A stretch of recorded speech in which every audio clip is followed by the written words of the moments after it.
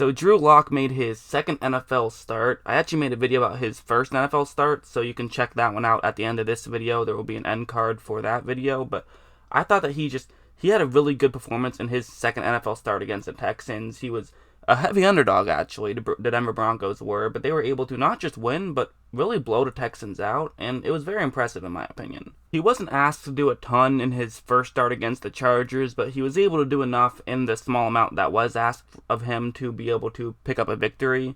And then this game, they kind of said, well, okay, if you can do that, let's see if we can sort of rely on you to a degree.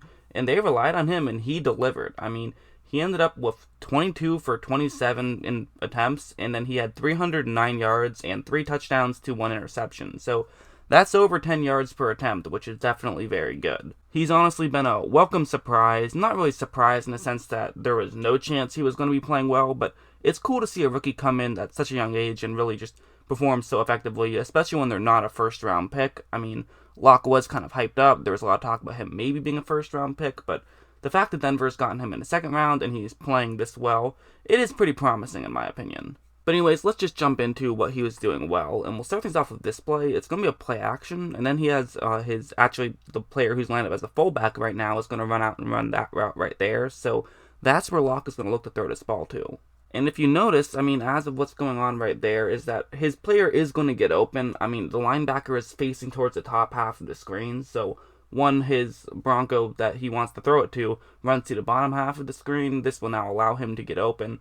Locke knows it. Locke is ready to make a throw in that direction. So at this point, it's good news for Denver, but it's not good news for Denver all across the board because of that Houston player right there who is blitzing, and he's going to get through completely untouched. So while Locke does have a receiver who is going to get open in a second, Locke's also going to have to get the ball off quickly, and he's going to have to get the ball off probably off balance. But that's what he's able to do. It's kind of like a fadeaway jump shot, except he throws it on a perfect line and is able to hit his man, and they pick up a solid gain on that one. I really do think that maybe what's impressed me the most about Drew Lock is the fact that he's able to throw on the run. I think it's almost a little Patrick Mahomes-like, not to say that he's Patrick Mahomes, but just in that aspect of his game, in the sense that he can sort of throw on the run and still have power to be able to throw that one, powerfully and accurately while having to sort of step back and make the throw. It's not easy to do, but he kind of makes it look easy. I've talked about before how that can actually get him in a little bit of trouble sometimes because he is so good at throwing off balance. Sometimes he doesn't take the time he needs to get his feet planted so he doesn't have to throw off balance, but either way, the fact that he can make those throws is definitely a good thing. And he's also just playing smart football. Like on this one, it's going to be a cover 2 man in an end zone situation, 3rd down and 12. So for Locke, he has to pick the matchup that he likes the best, and ideally, you would like to get a touchdown here, or at least get the ball inside of 2 to get the first down. And he sees a route that could work, and it's that route right there. It's Noah Fant, the big 6'4", 250-pound tight end, who actually has really come on as of late and has been playing some really good football these past few weeks. It seemed like the first half of the season he was kind of lackluster, but the second half of the season he's definitely picked it up. And so that's going to be initially where Locke looks, and after the ball is snapped, you can tell at this point that Locke should absolutely make this throw, simply because if you look at Fant, his head is in a position where he can turn it back, whereas his defender is not. His defender kind of has to just keep facing Fant, and if his defender does turn his head around, potentially if there's a cut somewhere, then Fant would just get wide open, so he kind of has to just keep looking at Fant. So for Locke, if you're a quarterback in this situation, what you're supposed to do is throw it over the top of him. That's what Locke's going to do, and they get a touchdown out of it on a 3rd down and 12 at the 14, which is very difficult to do. It is very difficult to convert on those types of plays. Sometimes when you see coordinators with a young quarterback who, maybe we'll make a mistake, you'll just say, hey, let's play it safe, let's run the ball, kick a field goal, and then we're good. But they decided to put the ball in Locke's hands, they gave him some trust, and he delivered by not doing anything stupid, and in fact, making the absolute smart decision. And also, one more thing I wanted to bring up is going to be explained on this play. It's going to be a cover 1 hole, and then the route that he's going to want to take a look at is that route right there. It's a deep route, and since there's only one safety who's deep, because it's cover 1, that then means that the sidelines could get open. That's something that Locke is going to want to take a look at. And so after the ball is snapped, you're going to see Locke put the perfect amount of air under this. I mean, if you look, there definitely is some separation. In fact, Tim Patrick is pretty wide open. I mean, he's clearly beating his own one-on-one matchup.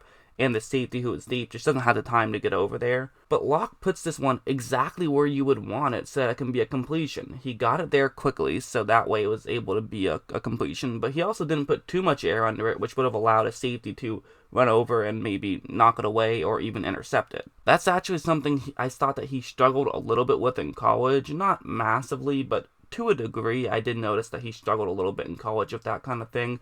And so the fact that he can now, in the NFL, sort of grow as a player and not be struggling in that type of thing, I think that's pretty impressive. We know he has a cannon of an arm, so if he can start timing those deep balls right and putting the right air under it, I mean, the rest of the NFL is in trouble, absolutely. This next one's pretty interesting, at least to me it is. It's going to be a play action to the top half of the screen, and then their other halfback who's in the backfield will fake as though he's running out to lead block, but then he'll actually run down like that, and he'll run a route. Since it is play action, Locke will hit him hopefully, and they could potentially get the touchdown. That's the hope on this play. And after the ball is snapped, you're going to see Locke do something that I keep criticizing him for. He's going to start running when he doesn't have to. You know, he could have just stayed in the pocket. Yes, the play is designed for a rollout, but he had plenty of time to just stop and then make the throw. But he's choosing not to right here. And I keep criticizing him for this, but at the same time, I almost kind of have to say, maybe I should stop criticizing him for this, because it seems like every time I criticize him, it ends up going for a good play. Like on this one, it goes for a touchdown. Well, I don't like it, typically. I don't think it's great fundamental football. At the same time, if it keeps working, who cares? I mean, a touchdown is a touchdown, and it does seem like he's so effective at throwing on the run. Granted, that wasn't necessarily the most difficult throw to make, but even on some of these other ones, he's throwing on the run, throwing off balance, and it's working out. So maybe I should just sit here and say, hey, if it's working, then keep doing it. I mean, at the end of the day, football is football. The goal is to just get the ball into the end zone. Do it however you can do it. And if for him running around unnecessarily makes him a better player, then by all means, do it. And I also do have to say that I thought that his footwork actually was much improved in certain situations. Like on this play, it's going to be play action to the top half of the screen.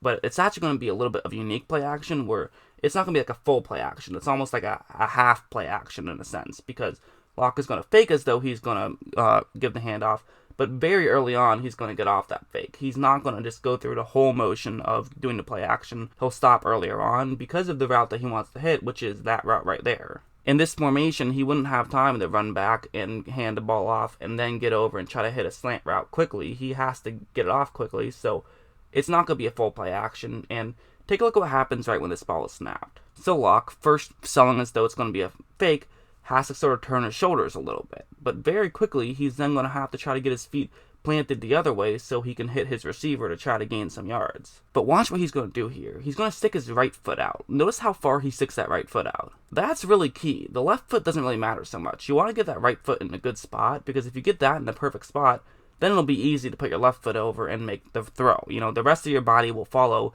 if you get that first foot down. And since he did, it's an easy transition to get in a good throwing motion. He's able to quickly hit his assigned man, and they pick up a first down. So that's just kind of what Locke was doing.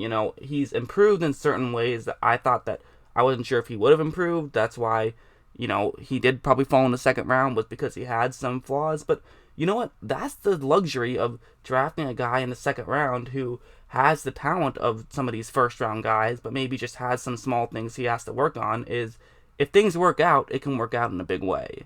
It does seem to me like this Denver Broncos team is the Broncos team that John Elway and Vic Fangio had in mind when they, built this team to begin with. They wanted to be a team that can play this type of football, and so far, towards this point in the later part of the season, it is working out.